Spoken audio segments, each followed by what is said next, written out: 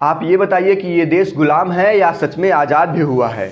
आप ये बताइए कि ये देश संविधानवाद से चलता है कि मनुवाद से चलता है। इस देश में लोकतंत्र है या ब्राह्मण तंत्र है। ये देश कार्यपालिका और न्यायपालिका चला रहे या फिर आरएसएस जैसे संगठन।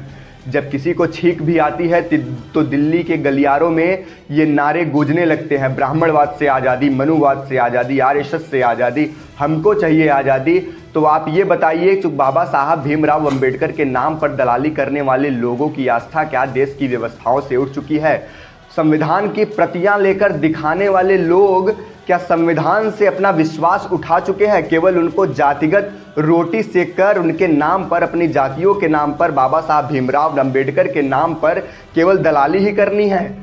हम बात कर रहे हैं बृजभूषण शरण सिंह वर्सेस पहलवानों वाले मामले की। एक बार देश के खिलाड़ी धरना पर बैठे, पूरे देश की संवेदना उनके प्रति थी, लोगों को लग भी रहा था हो सकता है इनके साथ गलत हुआ भी हो। उनकी मांग थी कि कमेटी बननी चाहिए, इस मामले की पूरी जांच होनी चाहिए। उनके भी लोग कमेटी में इन्वॉल्व थे। उसके बाद कमेटी बनी, कुछ दिन बाद वो फिर धरने पर बैठे। उनकी मांग थी कि एफआईआर दर्ज होनी चाहिए। देश की व्यवस्थाओं ने एफआईआर भी दर्ज किया। आज भी वो धरना चल रहा है। पहले तो वहाँ पे पॉलिटिकल बैरियर लगा हुआ था कि कोई भी पॉलिटिकल पार्टी का कोई भी नेता हो वो हमारे साथ नहीं आ सकता। हमारी मांग है, हम देश से करेंगे और देश की व्यवस्था, देश की जनता, देश के लोग इसको सुनेंगे, हमारा सहयोग करेंगे। और लोगों ने किया भी, भरपूर सहयोग भी किया, योगदान भी दिया, समर्थन भी किया कि हो सकता है इनके साथ गलत हुआ हो सकता हो इनका यौन उत्पीड़न किया गया हो। लेकिन आखिर क्या मजबूरी आ गई कि इन्होंने आंदोलन जीवियों का हाथ पकड़ लिया?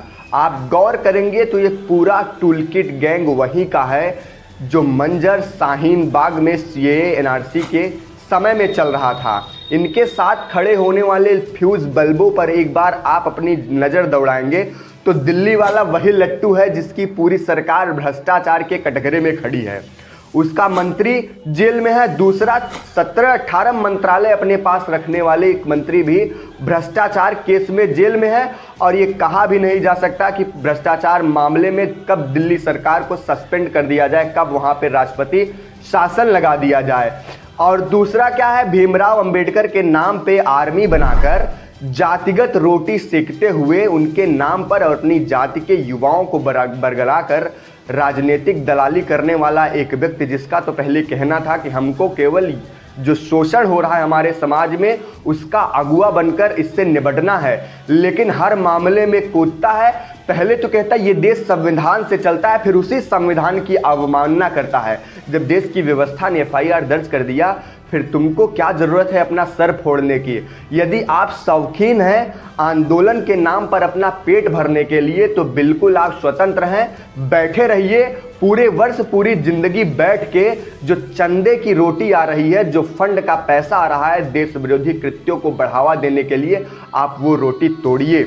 हमारी पूरी संवेदना खिलाड़ियों के साथ थी। हमने पिछले वीडियो में कहा भी था कि देश की व्यवस्थाओं पर खिलाड़ियों का इतना तो अधिकार होता ही है कि उनकी कुछ मांगे तो मान लेनी चाहिए। हमने सांसद जी से भी कहा कि आपको अपना मन बड़ा करके इनको बच्चा समझ के इनकी जिद मानकर इस्तीफा भी दे देनी चाहिए। लेकिन आज हर व्यक्ति समझ चुका है ये मामला कैसा है, यहाँ हो क्या रहा है। पहले तो आपकी मांग थी कमेटी बननी चाहिए, कमेटी बन गई। फिर आपकी मांग आई कि एफआईआर दर्ज होना चाहिए, एफआईआर हो गया। फिर आप धरने प्रदर्शन पर क्यों बैठे हैं? आपको देश की व्यवस्थाओं पर विश्वास रखना चाहिए, आपको न्यायपालिका पर विश्वास रखना चाहिए। इस मामले में सुप्रीम कोर्ट तक ने हस्तक्षेप किया है। हालांकि बड़े नेताओं को अपनी चुप्पी इस पर तोड़नी चाहिए, लेकिन आप अगर बैठे हैं धरने पर तो आपका भी यह कर्तव्य होता है न्यायपालिका के ऊपर विश्वास रखिए। एफआईआर दर्ज हुई है, कमेटी बनी है, जांच चल रही है, तो जो भी कार्रवाई होगी वो न्यायिक होगी, उचित होगी। यदि सच में आप बाबा साहब के संविधान में आस्था रखते हैं तो आपको ये मानना चाहिए। लोग समझ चुके हैं आंदोलन जीवियों का ये पूरा टूलकिट गैंग हर मामले में दिल्ली के गलियारों में इकट्ठा हो जाता है, जंतर मंतर पर इकट्ठा हो जाता है, कहीं शाहीन बाग में इकट्ठा हो जाता है और पहला काम इनका होता है देश विरोधी नारा लगाना। 1947 में भारत आज़ाद हो चुका है, 50 में संविधान लागू हुआ है, लेकिन आज भी मनुवाद का भूत इनके सर से उतरा नहीं है। आप खुद अपने दिल पर हाथ रख के कहिए कि देश में क्या मनुवाद का कोई भी कानून लागू है क्या? क्या धार्मिक पुस्तकें जो हैं उन पे लिखी गई एक सूक्ति को समाज मान रहा है क्या? यदि नहीं तो आपको ये प्रोपेगेंडा बंद कर देना चाहिए। आपको यदि संविधान में विश्वास है तो संवैधानिक दायरे में रहकर ही कार्रवाई करवाने की मांग कीजिए और बार बार हिंदू आस्थाओं का अपमान मत कीजिए। देश तुम्हारे बाप की बपौती नहीं है और न ही सनातन धर्म पे हमेशा उंगली उठाने वाले इस कृत्यों को बर्दाश्त किया जाएगा। आप सरकारों से अपनी मांग मनवाइए, चाहे धरना प्रदर्शन कीजिए, चाहे आत्मदाह कर दीजिए, चाहे वही जो पूरी तरीके से गंदगी से भरी हुई यमुना नदी है जिसमें झाग निकल रहा है, आप उसमें कूद के मर जाइए, हमसे कोई मतलब नहीं है।